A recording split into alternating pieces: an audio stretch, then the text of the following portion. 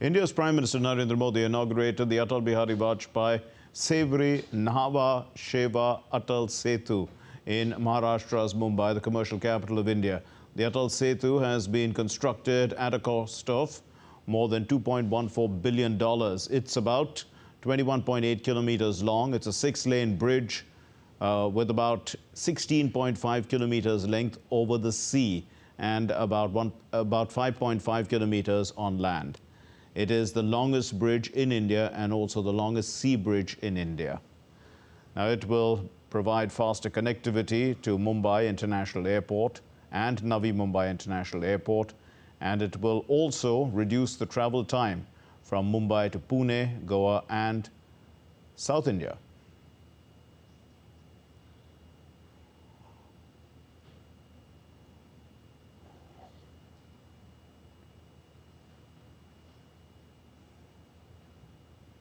Earlier in the day, Prime Minister Narendra Modi inaugurated the 27th National Youth Festival in Nasik in Maharashtra state. The National Youth Festival is organized every year from the 12th to the 16th of January, with the 12th of January being the birth anniversary of Swami Vivekananda. The Prime Minister witnessed a march past by the state's team and a cultural program.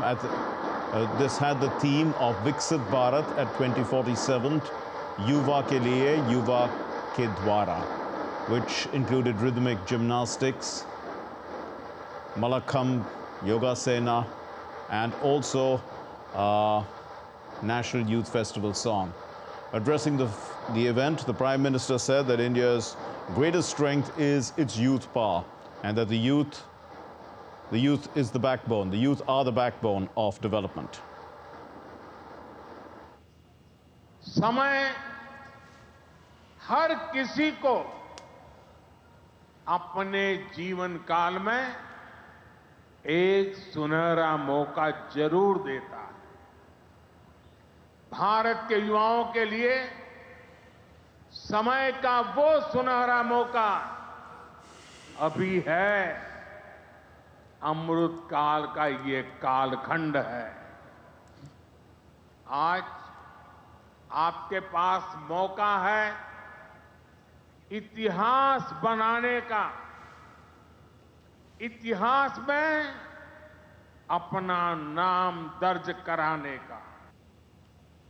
Prime Minister Narendra Modi also said that the government has been providing training to the young people who are going abroad. नए IIT, नए NIT लगातार खुलते जा रहे हैं। आज पूरी दुनिया भारत को एक स्किल्ड फोर्स के रूप में देख रही है। विदेश में हमारे युवा अपना कौशल दिखाया पाए, इसके लिए सरकार विदेश जाने वाले युवाओं को ट्रेनिंग भी दे रही है। France, Germany, UK, Australia, Italy, Austria जैसे अनेक देशों के साथ सरकार ने जो मोबिलिटी समझौते किए हैं, उसका बड़ा लाभ हमारे युवाओं को मिलेगा। India's Prime Minister Narendra Modi paid floral tributes to the Indian freedom fighter Swami Vivekananda in India's Nasik on his birth anniversary. Swami Vivekananda had tremendous faith in the youth of the country. He considered them as the greatest asset and the wealth of India. In fact, he believed that they were the backbone of India, full of energy, enthusiasm, idealism, and an adventurous spirit. Prime Minister Modi also held a roadshow in Maharashtra's Nasik. Thousands had gathered on the roads to catch a glimpse of Prime Minister Modi. People showered flower petals on the Prime Minister, who waved back at the crowd. They were there to welcome him.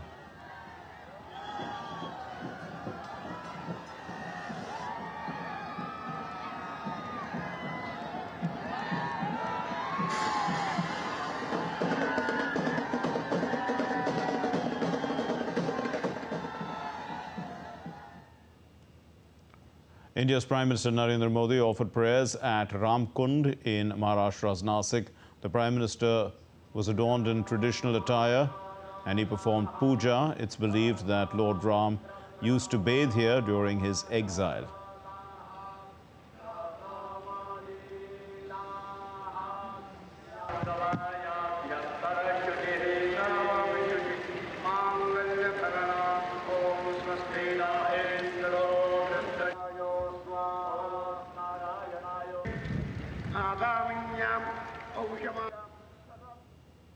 While inaugurating the Youth Festival in the city of Nasik, India's Prime Minister appealed to the youth to go on mission mode to make India a developed country by 2047. DD India correspondent Vishal Barrister spoke to some of the youth. Let's listen to their responses. While inaugurating the Youth Festival here, the Prime Minister has asked the youth of the country to promote local things, to promote Make in India products, and also to participate in the electoral process of the country. I have with me some youngsters. They are all from Gujarat and they are so very much excited. Let's talk to them and find out. How did you find Prime Minister's message? As a Gujarati, we always feel very proud that our Prime Minister is Gujarati. But the contribution of youth in the development of India, as well as the presentation of India as the global leader, was so immortal, and I wish all the youth will participate so positively in the next electoral process and support our Prime Minister very well. Prime Minister has asked the youth to now shift focus on millets. So how do you react? I would say the culture that we have been following since the last decades is quite, we are shifting. So we should definitely go back to the time when everything was stable, and we should definitely follow whatever has been asked. Okay. Now Prime Minister has asked the youth to participate more in politics, come forward so that Parivarwad comes to an end. He fulfilled all the humans that females should come forward and stand for the politics. And I'm very happy he's promoting females to come forward for politics.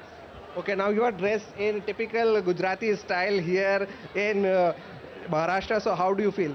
It feels very honored to present our culture in front of Honorable Minister, Prime Minister, and we feel we always like to wear our culture and present to everyone. They are all dressed up in Gujarati style. Now this is India, diverse India and united India.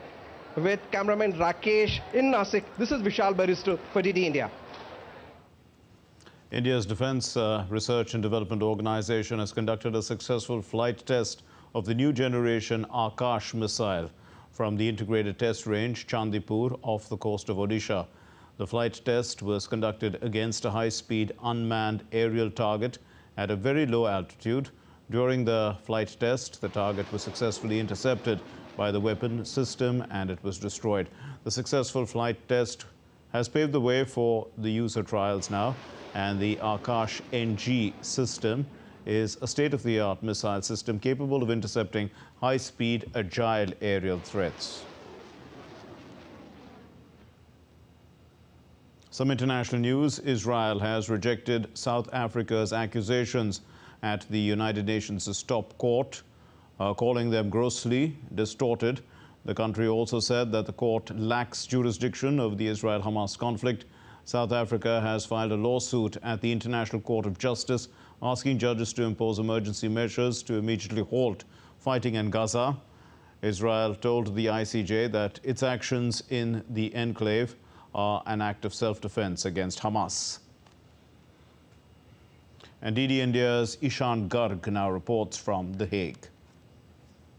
Well, at the crux of the arguments made by the Israeli side at the ICJ have been predominantly two themes. First of all, they're claiming that their attacks against the Palestinians in the Gaza Strip have been an act of self-defense. Legal experts say that this is something that the Israeli side is going to argue and is going to rely upon to claim in the ICJ that the deaths of the people in that territory are unintended consequences. Secondly, the Israeli side had also argued argued that the intention of genocide was not present by the Israelis. Now, South Africans had argued in the court that at the core of their argument is the fact that not only have Israeli authorities carried out attacks in Gaza, there has been an intent of genocide, and Israel today has said there hasn't been any intent because Israel does understand the difference between violence and genocide, which is why it's arguing to the court that South Africa's case is baseless to some degree. Now, legal experts have said that this is one of the finer points that will have to be determined by the judges before they can pass an order. Well, what comes next is going to be determined by if the judges are going to take into account South Africa's request for provisional measures, which is what South Africa has asked for. They have said that they want the violence in Gaza to stop, Israeli attacks in Gaza to stop as a provisional measure.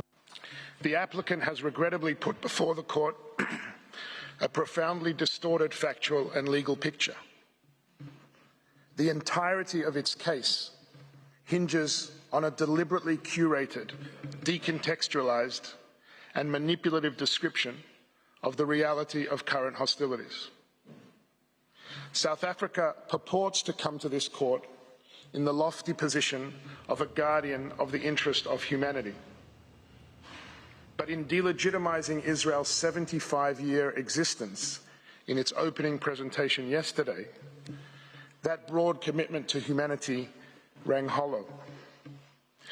And in its sweeping counterfactual description of the Israeli-Palestinian conflict, it seemed to erase both Jewish history and any Palestinian agency or responsibility. The overall case could take years to be finalized to reach a verdict, and legal experts have said that there are going to be rounds of written submissions by both sides. There's going to be arguments and counter-arguments, which would mean that the entire legal case could be protracted and could take 3 to 4 years to be decided.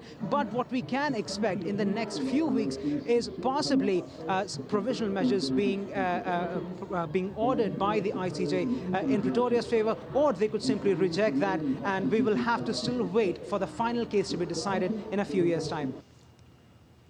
The US and Britain launched strikes against sites linked to the Houthi movement in Yemen on Thursday, the first on the country since the group started targeting international shipping in the Red Sea late last year. Russia condemned the attacks, calling these attacks irresponsible, an irresponsible adventure that risked sowing chaos across West Asia. Consequences were promised and delivered as the US and Britain launched airstrikes against Houthi targets in Yemen. The strikes come in response to group attack on ships in the Red Sea. Last month, the United States formed a coalition of more than 20 nations called Operation Prosperity Guardian to respond to the Houthi attacks on ships in the Red Sea and vowed to eliminate all the targets. The White House stated that the airstrikes were a direct response to unprecedented Houthi attacks on international maritime vessels since last November. The strikes were carried out by aircraft, ship and submarine. UK's Prime Minister Rishi Sunak confirmed that the Royal Air Force participated in the attacks. He said in a statement, "The United Kingdom will always stand up for freedom of navigation and the free flow of trade." The US said Australia, Bahrain, Canada and the Netherlands supported the operation. President Joe Biden cautioned in a statement that he would not hesitate to further take action if needed. Australian Defence Minister stated that the actions are about maintaining freedom of navigation on the high seas. Australia's support of these actions came in the form of personnel in the operational headquarters. These are very important actions. The actions that have been taken today, supported by Australia, are about maintaining freedom of navigation on the high seas. They are about maintaining global trade. And that is completely central to Australia's national interest. Japan also supported the US and British actions, condemning Houthi forces for violating the free passage of ships in the region. Japan condemns the Houthi forces' continued actions that violate rights and free passage of vessels around Arabian Peninsula, including the Red Sea. Meanwhile, Saudi Arabia called for restraint and urged avoiding escalation in response to the airstrikes. Russia has asked an urgent meeting of the United Nations Security Council to discuss military strikes on Yemen by the United States. We strongly condemn these irresponsible actions by the United States and its allies. A large-scale military escalation in the Red Sea region could undermine the positive trends that have emerged recently in the Yemeni settlement process, as well as provoke a destabilization of the situation throughout the Middle East. India's External Affairs Minister Dr. S. Jaishankar and United States Secretary of State Antony Blinken also discussed the situation in the Red Sea over the phone. The Houthi attacks have disrupted international commerce, forcing international shipping to take the long route around South Africa to avoid being struck. Western nations hope that the strikes could halt further escalation by Houthi fighters in the Red Sea. Iran has seized a tanker, and this is with Iraqi crude. It was destined for Turkey. It's happened on Thursday. This is in retaliation to the confiscation last year of the same vessel and also its oil by the United States.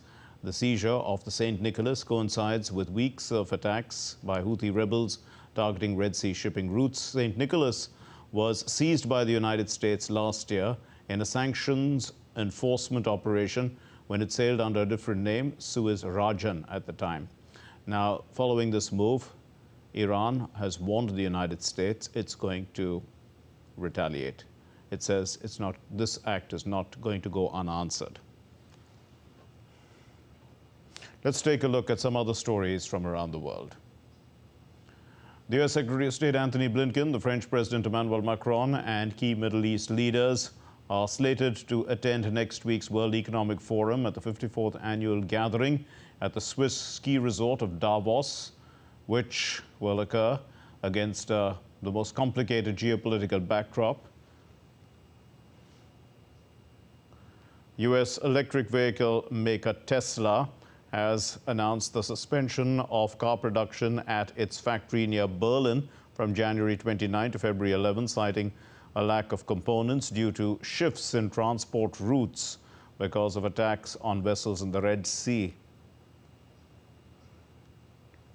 The U.S.-listed Bitcoin exchange-traded funds saw a $4.6 billion worth of shares trade in volume in the first day of trading. The products mark a watershed moment for the cryptocurrency industry that will test whether digital assets still viewed by many professionals as risky can gain broader acceptance as an investment. In more international news, Taiwan's voters are gearing up pivotal polls. They are gearing up for these pivotal polls on Saturday amid rising geopolitical tensions. The presidential and the parliamentary elections are being closely watched internationally amid concerns over poll meddling by China, which claims sovereignty over Taiwan. The ruling Democratic Progressive Party is seeking a third term in office with its candidate, the current Vice President Lai Ching-te. Now, the former Taiwan, the Taipei Mayor Ko Wen-je has emerged as one of the main challengers, garnering support from the youth as he puts high cost of housing and low wages at the center of his campaign. The U.S. Secretary of State Antony Blinken is scheduled to meet the senior Chinese official Liu Zhangqiao. This is in Washington on Wednesday. The meeting, it precedes the 13th January elections in Taiwan, seen as a significant test for efforts to alleviate tensions between the U.S. and China. The elections in Taiwan, claimed by China as its own territory, Taiwan that is, present a crucial variable in the Biden administration's aim to stabilize relations with China in 2024. Myanmar's ruling military on Friday confirmed it had agreed to a temporary ceasefire with an alliance of ethnic minority armies at a China-mediated meeting. The meeting, which overthrew an elected government in 2021, has been battling an alliance of ethnic minority armies fighting to end its control of the region since late October. In particular, there has been intense violence along the northern border with China. China's foreign ministry said peace talks were held in the Chinese city of Kunming. This happened on the 10th and 11th of January, where the two sides agreed to immediately broker a ceasefire and stop the war.